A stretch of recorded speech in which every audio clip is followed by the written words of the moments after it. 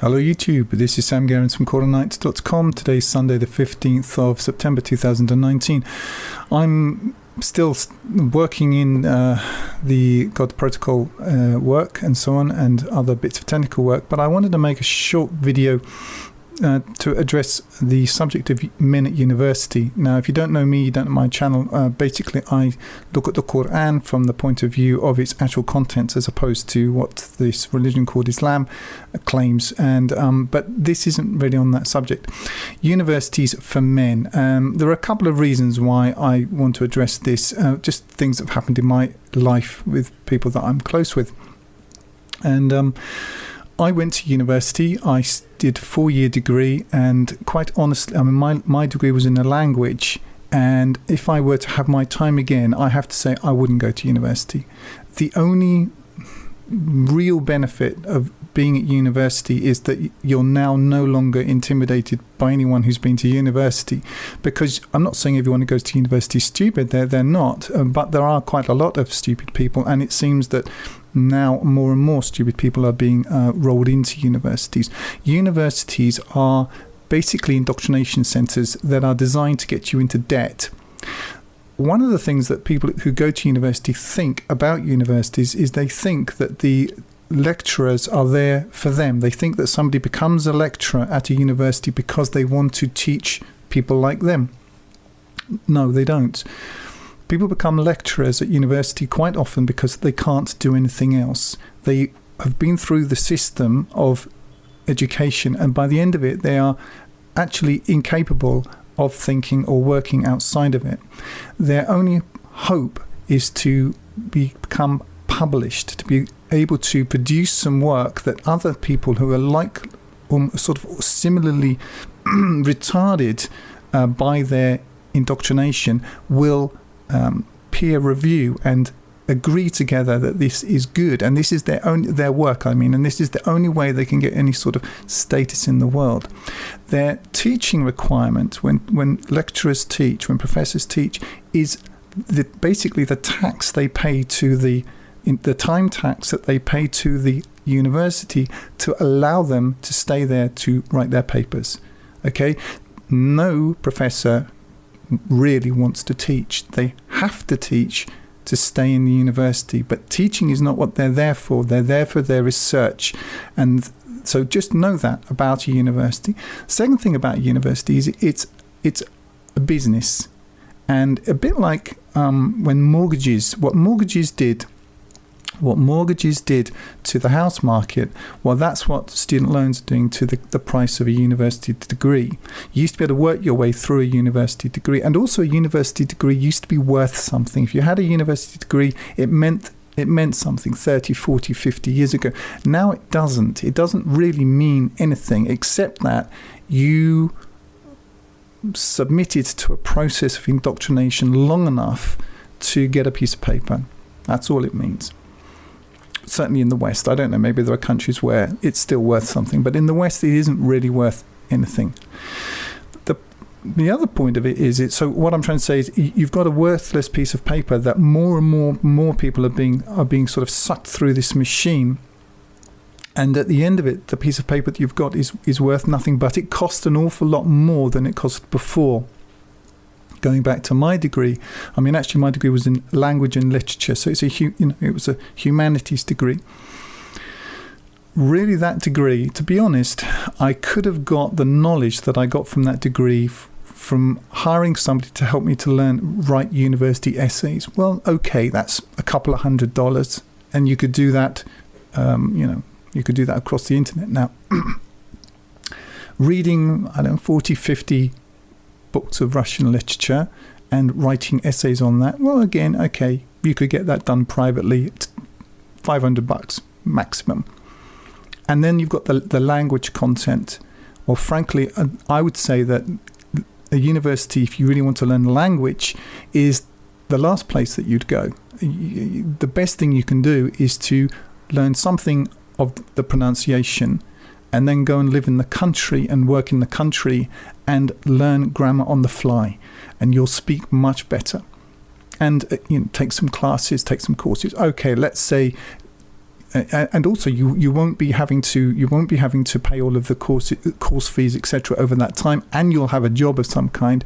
But let's say, okay, you shell out another 1,000. Let's say on top of that you were going to buy another couple of course books and do something online. Let's say it's another 1,000.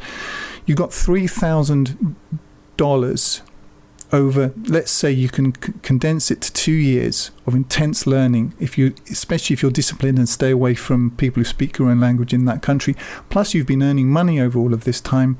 You can learn a language for what you would have spent, for what a lot of people spend in Starbucks, and you'd have no debt and you'd speak great. However, people going to the university, they're not motivated to help you learn. Certainly not motivated to help you learn quickly, because it's a cash cow. That's all it is. They don't care about you. They don't care about anything. They care about themselves, and I suppose they care about the reputation of the university to some extent. But look at universities now. They're not all, but most are indoctrination centres for social engineering projects, with social justice warriors screaming and shouting and running around with nails through their noses and green hair, and basically spreading their disease around the place of mental illness. Is that something you really want to pay for? And if you're a parent, is that something you want to pay for your child to have? There are alternatives now, and frankly, let's face it, universities, the whole university model was based around the sons of the rich, and now it's not so much the sons of the rich who are going to universities. It's the middle classes and the working classes who are going to university. And it's a bit like, I remember once I was told by a Jewish investor about how investment works. When a new stock or a new asset class comes out, you have the big investors who come in. They get first dibs on this thing, and then you get the institutional investors. They get the second dibs on it, and then you get the professional investors. They get the next dibs on it, and then you get, maybe the professional guy. He's not a professional investor, but he's a lawyer or a doctor, and it goes down the food chain until finally the little old lady turns up with her piggy bank. And she wants to buy some too. And he said, when that happens, it's time to get out. Well, this is what's happening to universities.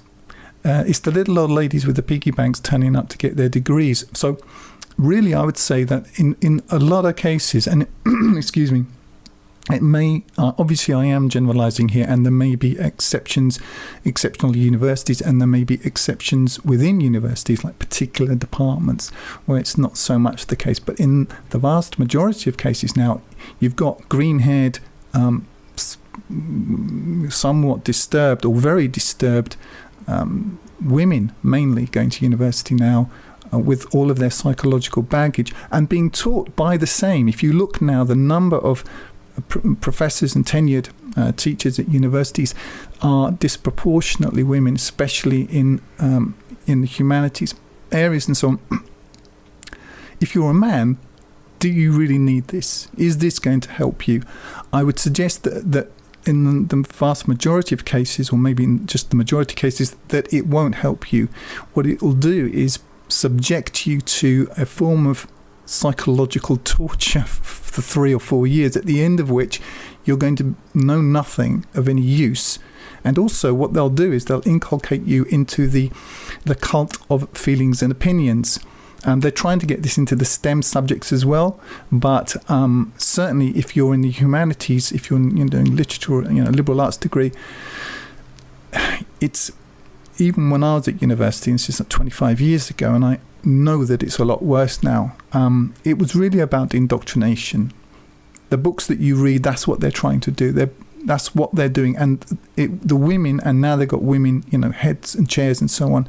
It's a nest now of psychologically deranged females. And if, as most men are now, they're brought up by women who are like that, especially single parent women with all of their problems. What I'm trying to say is, would you really want to pay for more of the same? Perhaps you wouldn't. So that's just something to consider. Obviously, this isn't true for all women in universities. It's not true for all universities all the time, but this is certainly a tendency. So they're pushing an ideology of very left-wing Marxist thought, which you will have to get on board with. If you write anything that's not in keeping with that, you will be persecuted, for want of a better word. You'll certainly be, your marks will certainly suffer as a result. And if the piece of paper is what you want at the end of the day, then you're going to have to play that game. It's not for alpha males, university. There may be some departments, some STEM subjects where that's not, there hasn't been completely destroyed yet, but they are destroying it, and it's only going to get worse. The system will be against you, as the school system is against all men. All males are basically penalised for not being like females, not wanting to sit there quietly and basically obey and basically follow the rules. You, as a male, you'll be given all kinds of drugs and seen as a problem of some kind. However, the men will be required to clean up this mess, this social implosion, this controlled social implosion. If there is a future, the women and the beta males and all the rest of it, they'll be turning to you, you see, to sort the mess out that they created. So do you really want to, that's be something you might consider you want to get involved in, but that is what will happen if there is going to be some sort of future. Something else you should know is women's strategies at university are entirely different to yours. And I didn't realise this myself. We met an English girl in this city who was in the city for a while learning Russian, or trying to learn Russian a bit. And I mentioned student debt to her, and she checked herself after she'd half said it, but what she was saying was, I don't care about student debt because I'm going to find a man at university and get married. So I won't be earning any money. He'll be earning the money. He'll have to pay off his debt, but she won't have to pay off hers, because when it suits them, you see, all of this equality just goes completely out the window, as you will know. But you'll be required to pay off yours. If you're a man and you go to university, there's no way out of this for you. For women, there are other options, but there are no other options for you. The system is now built by largely very psychologically unhinged women, and for them and for men who will play according to those rules. On another note, one of my sisters, who is highly indoctrinated and somewhat, I would say, dangerous, she's a social worker. I find it quite frightening to think of that she would be in a position to advise anybody to how to bring up their children, seeing as she's actually independently grooming her own children to become sexual deviants. However, what was interesting is that her degree in social work, which is really social engineering, is being paid for by the state. She sent me a picture of herself in her class, all somewhat mutant-looking women, actually, in this class, just all having their degrees, I expect, paid for by the state so they can go out and do more of the same. These women will be fast-tracked through everything. You see, that the standards are kept down, the special sort of, special dibs for the women always, but it won't apply to you, not in the university. So you will have to pay off your debts. You will be held to a higher standard. You will be marked down, and you will certainly be, not prosecuted, but you may even be prosecuted if you exhibit any of the alpha male traits, and if you have a functioning brain, and if you operate according to the way that you're made. The whole system is geared against you. So the reason why I'm saying this is, if you're a young man and you're considering going to university, there may be better ways of doing it. If you really do need a piece of paper, an open university is quite a good way to go. You won't have to pay for all of the residential costs. You can do it whilst you work, and you won't have to sit there and be sort of